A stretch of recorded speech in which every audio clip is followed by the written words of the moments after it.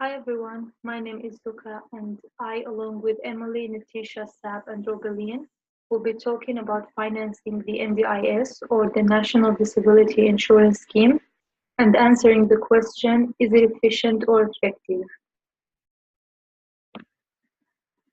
The presentation will start with defining the NDIS and listing requirements to accessing the scheme, also providing background to the topic and exploring history of disability in Australia.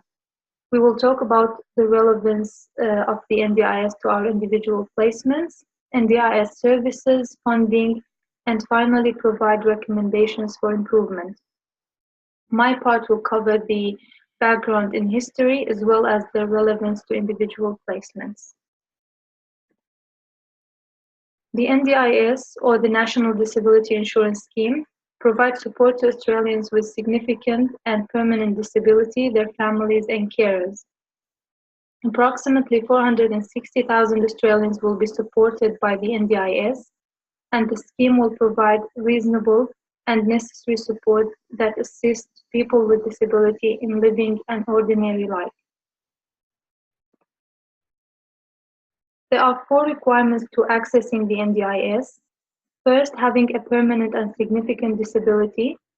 Second, being under the age of 65 when first entering the NDIS. However, when people who are covered under the NDIS reach the age of 65, they have the option to either stay under the NDIS or transfer to the aged care system. The third requirement is being an Australian citizen or having either a permanent visa or a protected special category visa. And finally, living in Australia where the NDIS is available. The NDIS is established by the National Disability Insurance Scheme Act 2013. Although the introduction of the NDIS dates back to 2013, it only got rolled out nationally on the 1st of July 2016. Back in 2013, it began in a few trial sites, including New South Wales, and particularly in the Hunter region. New South Wales was the first state to sign up for the NDIS. The NDIS is run by the National Disability Insurance Agency, or the NDIA, and is jointly funded by the Australian and state and territory governments. This table provides relevant national and international initiatives relating to supporting people with disability within the community. Starting in 1908, the Australian government introduced the invalid pension to support and increase the independence of people with disability. Between 1915 and 1945, many soldiers returned from the First World War with some sort of disability, and the only available form of care back then was institutions. So the sudden increase in the number of disabled people prompted the shift from institution care to government-funded rehab programs. Between 1945 and the 1970s, the Second World War produced the same results, and the number of disabled people increased during this period. Also, the United Nations General Assembly adopted the Universal Declaration of Human Rights during this period, particularly in 1948, which recognizes that all people are entitled to certain fundamental rights. After the war, the Commonwealth Rehabilitation Service was established to assist people injured in the armed forces. A number of volunteer organizations also extended their services to support the government in delivering tailored services to people with disability. Between the 1970s and the 1980s, there was a shift from disability services provided only by people without disability to involving disabled people in service delivery as well. Disabled People's International was founded, and currently it has members in more than 160 countries globally. In 1981, this year has been a turning point to the history of disability rights, both internationally and in Australia. the United Nations declared this year to be the International Year of Disabled Persons. Also, people started looking at disability as a public issue rather than a private problem. They also started recognizing the social aspect of disability and not just focusing on the medical aspect. People with disability united to seek self-determination and self-representation to overcome social discrimination. In 1986, the disability rights advocacy in Australia was recognized as a program area to be funded under the Disability Services Act 1986, which established a framework that sets standards for quality service delivery. In 1992, the Australian Parliament passed the Disability Discrimination Act 1992, which promoted equal rights, opportunities, and access for people with disability and made disability discrimination unlawful. In 2007, 82 countries, including Australia, elected to be signatories to the Disability Convention, to the United Nations Disability Convention. This is remarkable because it is the highest number of signatories to a UN convention on its opening day in history. In 2010, the National Disability Strategy 2010-2020 was endorsed by the Council of Australian Governments, which is the national plan for improving experiences and outcomes of people with disability. And finally, the introduction of the NDIS in 2013. The relevance of the NDIS to individual placements. Me, Sap, and Natisha had placements in aged care settings. These settings accept people under the NDIS, and as I mentioned previously, when residents reach the age of 65, they have the choice of either remaining under the NDIS or transferring to the aged care system. Emily's placement was at the Liverpool Hospital, and it does not interact with the NDIS, but her public health placement with Breakthrough deals heavily with the NDIS. Roblin's placement was with Recreation, Sports and Aquatics Club, which is an organization that provides recreational activities to people with disability, and not all the members are under the NDIS.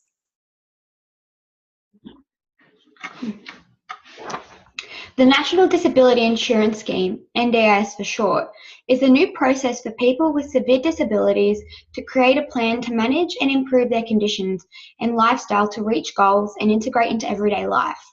The NDIS provides services specific to each case that are personalised and to help support the families and carers involved. The NDIS is designed through a flexible funding model which the needs and supports and services specific to the participant will be paid for out of an allocated budget determined by the participant, their needs and their goals. The National Disability Insurance Scheme Act 2013 states that the plan for participants must be individualised, be directed by the participant where possible, include and respect the roles of families and carers, consider informal support, promote the participants' autonomy over their health, maximise choice and coordinate provision of services and their delivery where multiple service providers are being used. The division of services is broken into 3 support purposes, classified as core, capital and capacity building. These reflect different focus areas that participants in the scheme may need based on their situation and goals. Core services is the support which focuses on enabling participants to participate in everyday life and everyday activities. These notably are assistance with everyday life at home, within the community, and activities that enhance working and education. There is great flexibility of choice within core services funding allocation, but reallocating funding to either the capital or capacity building support is not allowed. Capacity support consists of assistive technologies, home and/or vehicle modifications, and specialist disability accommodation. Funding for assistive technologies and specialist disability accommodation is separately calculated based on its own pricing guides. Initial spending of the NDIS over the commencing few years will be quite large in comparison to the following years, as the cost of technologies, especially at the beginning of many participants' plans, will be high, but is not a recurring cost. The third category, capacity building, focuses on enabling participants through developing their independence and skills. The outcome domains are where participants' plans and goals are categorized to determine the types of support and services necessary and to what extent. Capacity building is the core category that encompasses all 8 areas of focus, which are daily living, home, health and well-being, lifelong learning, work, social and community participation, relationships, and choice and control. See the table which shows the breakdown of the support purposes and the outcomes framework, which were the 8 previously mentioned domains. These domains were for goal measurements of each participant against their plan, as well as the performance of the overall NDIS itself. The financing of each participant's plan is a large impactor of the overall cost of the scheme, so it is necessary to be as specific and realistic as possible in the plan's creation for individual needs and goals so that the excess money isn't given, but also that participants are receiving the appropriate amount. To go further in depth with the actual services the NDIS provides, it is able to provide information and referrals for all people, not just those covered by the scheme. There is a need to support anyone affected by disability, including families and carers, and those who were not approved under the scheme. The scheme is designed to create easier and better access to information and other services, gain referrals, gain advice, find peer support and other social groups relevant. Support to access and community services and activities is assisted by local area coordinators who are knowledgeable about local area events and appropriate groups of support that the participant or their family may require. These too may be accessed by people other than those with approved plans. Participant plans, and support are where the support purposes and outcome domains are used to determine the level of funding. The applicant's goals and aspirations are considered, as well as their families, carers, because they too are impacted by the situation. Any changes from the scheme and the plan's management over the first 12 months is re-evaluated after this period. The NDIS states that it offers lifetime commitment, as they are aware support isn't a one-off thing and it will be a requirement over a long period of time.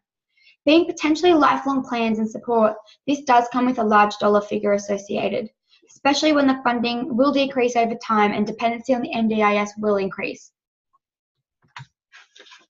Early intervention is stated as a form of assistance for participants, but only when there is a solid foundation of evidence to support this that would be able to improve an area of function or to delay or lessen the impact of declining function. Funded supports incorporate everything mentioned earlier from these 3 support purposes of core, capital, and capacity building support. This is also inclusive of any assistive technology. Auslan under the NDIS assists those who have hearing loss to access translation and interpretation services, and a choice of the participants is often of how often and when they wish to use Auslan. Auslan within the NDIS, however, is not current or a finalised service area. The NDIS in relation to participants using Auslan does not cover services already covered by the National Auslan Booking and Payment System, otherwise known as NABS. This is a common occurrence with the insurance scheme. Often, if the NDIS covers a certain aspect of the participant's plan, other areas such as Medicare will be reduced. Robbie Lee will continue on with this further. Lastly, housing is addressed by the NDIS as an affordable, stable housing vital for supporting those with disabilities and their goals, yet does not support or provide any of these needs. Instead, these needs and support is under control of individual, state and territory governments instead. For the health workforce involved with the NDIS, there were many changes needed to alter their business patterns to fit with the new scheme. The NDIS has created a more competitive market through participants having choice of services and organisations instead of being prescribed a pre-selected organisation. The NDIS too supports competitive pricing from these organisations so that they can bring in as many participants as possible. To prepare for the NDIS, however, there were many changes for the organisation had to consider, including development or altering unit cost price costing systems, altering cash flow systems, assessing staff models and business plans, changing IT systems to support the scheme, and re-engaging with their current clientele in an approach to be more suited to the NDIS. Organisations may have had to change their billing systems from block funding systems to fee-for-service, dependent on their expected participant projections, and new service lines as well as changed to meet the 90-day payment period. Smaller organisations with a limited working capital have been offered support and are typically prioritised to receive support packages and business support. Many organisations had to change their structure of their organisation and the way they conduct themselves in order to fit into the requirements of the NDIS, in the aim to be more efficient and effective, which has meant many organisations are now adapting to the new system as well in the NDIS and adapting to that. We will now move on to the financing of the aspect of the NDIS. Hello everyone, my name is Nitisha. So I will talk about the NDIS funding, how it's funded, and overview around the funding. Firstly, the National Disability Insurance Scheme, also known as the NDIS, built a framework from 2010 to 2020 to support the people with a disability along with their family and caretaker. NDIS combined funded by Commonwealth and state and territory government. However, is also run by the Commonwealth and participating state and territory government. In 2012 to 2030, budget established funding for National Disability Insurance Scheme. The government will provide 19.3 billion over the 7 years to National Disability Insurance Scheme from 2012 to 2030. The participating government together provide the funding based on intra-government contracts. This brings Australian government a new investment in NDIS, like 14.3 billion over the period. So in the next slide, we will talk about. So in the next slide, we will talk about the NDIS funding. Basically, how it's funded. So NDIS funding are constructed on intra-government agreement. So firstly, the NDIS funding are redirected from existing disability services. According to 2016, the report on government services suggested that 19.7% of 8 billion spent on disability services in 2014 to 2015 came from the Commonwealth. However, it suggested that Commonwealth are accountable for the half of the annual cost of NDIS. Secondly, funds for NDIS are taken from July 2014 to increase the medical leave from 1.5 to 2% on taxable income.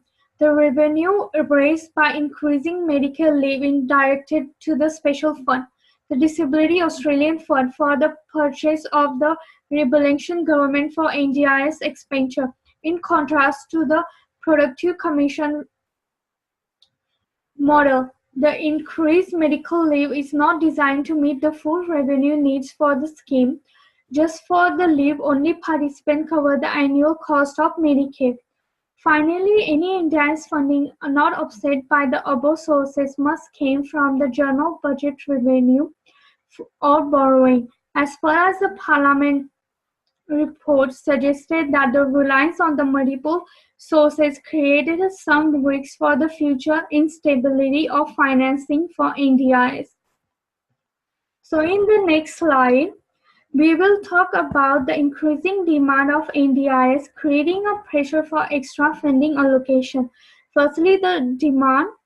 So higher than expected numbers of individuals approaching to the scheme, higher than expected number of children entering to the scheme, lower than expected participants exiting the scheme, increasing the package cost and above the impact of implementation and aging, the mismatch between the benchmark package cost and actual committed support, The adequately defined boundaries between the NDIS and other mainstream support, particularly in the care of the mental health.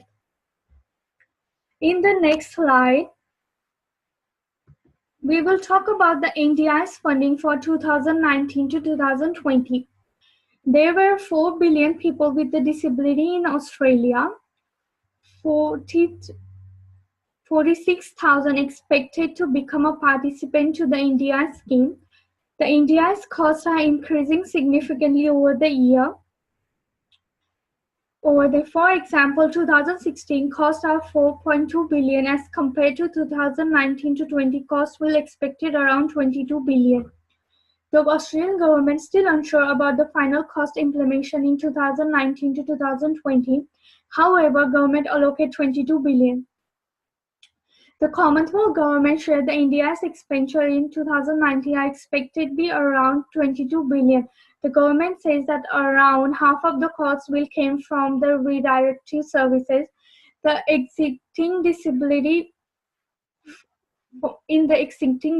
funding, the Commonwealth share our disability, the Care Australia Fund, leaving 4.4 billion to sources somewhere else, increasing the more support which can fulfill the demand and growth in NDIS. However, the future budget increasing and creating burden on the system. So basically, the NDIS costs are increasing day by day, and it's creating a pressure on the system to fulfill the demand of increasing growth in NDIS. So in the next slide, we will talk about comparing the NDIS in United Kingdom versus the Australia. Firstly, the UK is a self-directed care. In Australia is the NDIS. Firstly, the eligibility criteria in the UK and Australia. The local authority adult social care department based on the fair access care criteria, which assess the seriousness and implementation of the risk to the independence without the support and is means and assess the tested. In Australia is the initiative support for the people with a lifelong disability who are under the age of 65. Also in UK, the funding for NDIS person can choose. So to manage it themselves via the direct payment into the bank account, have a council or third party such as a service provider manage it and pay and buy and provide the services on their behalf. Have it managed on the individual services fund, independent care provider, family member or friends, and a combination of this method. However, in Australia, it's a self-directed funding, so it can be managed by the person by following choices. It can manage by themselves via the direct payment into the bank account, have a DSOG manage their package, pay the service provider for the package of the support. In thirdly, the service approach. In UK, no standardized approach. It could be a social care or care coordinator, friend or family member, a volunteer organization, the advocacy, the professional broker services, user-led organization, direct payment support services. In Australia is a standardized approach. The purchase on their services have a DOG management and share the responsibility with the DOG, pay a service provider for the package of the support if they were able to provide a better services for the individual. In the next slide, we will talk about the capital support budget. The NDIS support can be an individual depending on their circumstances. However, there is a two category, the assistive technology and the home modification. Firstly, we'll talk about the assistive technology is the one of the category in the capital support budget, which find the needs of participants through the plan to give them a better support in daily activities in life. This includes the items for mobility, personal care, communication and recreation inclusion, such as the wheelchair, pressure mattress, standing frame, bathing and toileting equipment, personal readers and vision equipment, and the vehicle modification. In the second criteria is the home modification, which is the one criterion capital support budget, which are the provide participant in the capital to make changes in their home, such as the structural layout, for feeding to make a safety access in their home. For example, the personal care equipment, rail in the bathroom, and wheelchair. So next slide talk about the NDIS funding issue. However, it will be covered by Robin. Thank you. I will be discussing NDIS funding issues. Since NDIS is not fully implemented yet, there are still some issues that are surrounding the funding of the scheme. According to Buckmaster in 2018, the parliamentary library noted that relying the budget of the scheme from different government sectors would create some risk of future instability of financing for the NDIS. The full implementation costs of the scheme are to some extent uncertain due to the amount of budget needed for the project to fully function. In 2019 to 2020, the approximated cost of NDIS is roughly $22 billion, and the Commonwealth government will only cover the half of its cost, and the rest will be from different states and territories. With the instability of NDIS financing, the scheme has to work on the financial management in the years to come. Another issue of NDIS funding is the lack of proactive approach on budget allocation. Only 1% of funding in participants' plans since 2013 has been allocated for assistance to access or maintain employment. As an individual, I think this is very important for people with disability, as when they are able to maintain employment, they will be able to have independence that will eventually have a good impact on the community. My workplace facilitator mentioned to me that different NDIS assessors have different positions. One of the club members who has a disability and an NDIS participant is working at this specific shop somewhere. However, in the past couple of weeks, he has not been getting shifts as his manager points out his speech difficulty. Getting a speech therapist to be able to improve his communication skills and will maintain his work is not covered by NDIS, as they insist that this program is not on their guideline. It is a fact that when a person is already a participant of other insurance schemes, NDIS will not cover anything that the other scheme is already funding. Often, if the NDIS covers a certain aspect of a participant's plan, other areas such as Medicare will be reduced. However, this person is not part of any other scheme, so this person really needs a speech therapist to improve himself in general. If a more proactive approach is taken by the NDIS to promote self-sufficiency and promote the participants to be better in financially supporting themselves, over time, a reduction of funding would be seen through more participants gaining and maintaining employment, and would be able to be classified as an effective way for those with disabilities to gain the necessary skills and support for them to gain and maintain employment. Another issue of with the NDIS is at the beginning of the scheme, most participants were underspending their budget allocation for the year due to some reasons. Like these reasons could be as the scheme was new,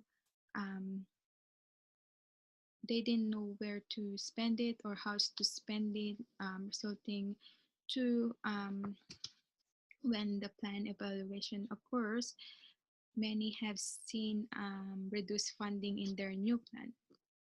This is a way that NDIS is reducing their cost through allocation reduction, but also highlights the ineffective funding allocation resulting in over-allocation done by NDIS approval staff. And this continues to happen, there will be inconsistency in the whole funding system, as many may demand for reassessments along the way when they realize that the decreased budget allocated for them for the following year is not enough. Let's move on to NDIS billing process. In terms of the billing process of NDIS, there are three possible ways to make payment requests. So firstly, to receive a payment from participants who are NDIA managed, which is the agency. Providers need to request payment electronically through My Place account, quoting participant's name, NDIS number, birthday, and other important details. For those who are plan manager managed, providers need to coordinate with the participant's plan manager, who will then process the payment request through their My Place account. And lastly, to those self-managing participants, they have to pay the providers directly. Then the receipts have to be kept as a proof that their expenditure matches their plan for the year. Okay, there are some advantages and disadvantages with all these three billing processes. So for NDIA managed, the participants will not have to worry about hassle of settling their payments, as the NDIS registered provider will be the one who will make the payment request to the NDIA. In my work placement, most members are NDIA managed. So when an NDIS participant wants to be a member with us, the computation of the cost will be assumed as the whole year program. The total yearly cost of the program will be on hold from the participant's NDIS budget to make sure that it will not be spent on other services providers. And at the end of each month, we do the payment request from the NDIA. For the plan manager managed, the participants will have to pay for the manager, which can come from the NDIS allocated budget under a specific support purposes. So when dealing with lots of money, it is better to get a plan manager, because different people with disability gets different budget allocated for the year. I've seen some who only get $3,000 a year, and I've seen some who gets like $40,000 or more each year. So when you're dealing with a lot of money, I think it's better to get a plan manager. And lastly, the self-managing participants. So this can be a bit of a hassle, as they will have to do everything on their own. However, they can seek help from services providers that are not NDIS registered providers, such as physiotherapy services. So one of our club members needs to go to go to physiotherapies once a month. However, there are not much NDIS registered physio services around their area. So to lessen the hassle of going to the other side of the city when physio is needed, this person chose to self-manage his NDIS budget so he can go somewhere nearby. So when asking which one is better with these three billing processes, well, it really depends on the situation of the person. So the whole funding system of NDIS is yet to be established to be more efficient and effective for all the participants and their families. So now we will move to the recommendation and conclusion of this presentation. So there is a need for the National Disability Insurance Agency, the NDIA, to review the National Disability Insurance Scheme, poor price setting, and re-evaluate the process of assessment tool to assess the eligibility of people with a disability. Unless there is a sustainable and strong disability service sector, the National Disability Insurance Scheme will not be able to deliver on its great promise to those with a disability and their carers. In conclusion, the following recommendations were established. Re-reviewing the price setting of a National Disability Insurance Scheme, as a lack of funds is deterring the growth of supply of disability services and therefore forcing services to employ those with little experience and reducing number of employees. This then is a risk that is competing because they are competing for clients. These are the companies. So therefore the services will undercut one another by reducing the number of skilled staff or cutting pay or conditions. The other recommendation is converging differentiated price settings across all states to promote price simplicity, ease communications, and system effectiveness for providers working across different states.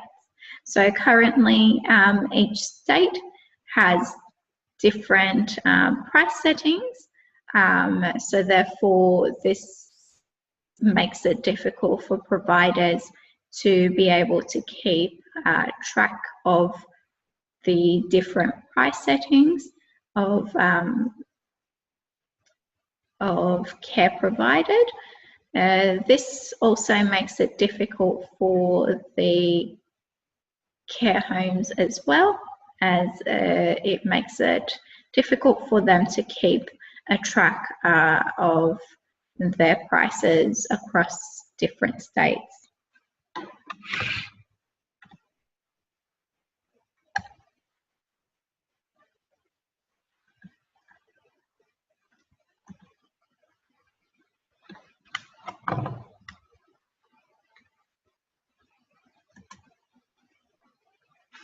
Okay, so the other recommendation is re-evaluating the process of assessment of eligibility and adequate training for those consulting individuals with a disability, and a clear guideline of how to assess individuals with disability.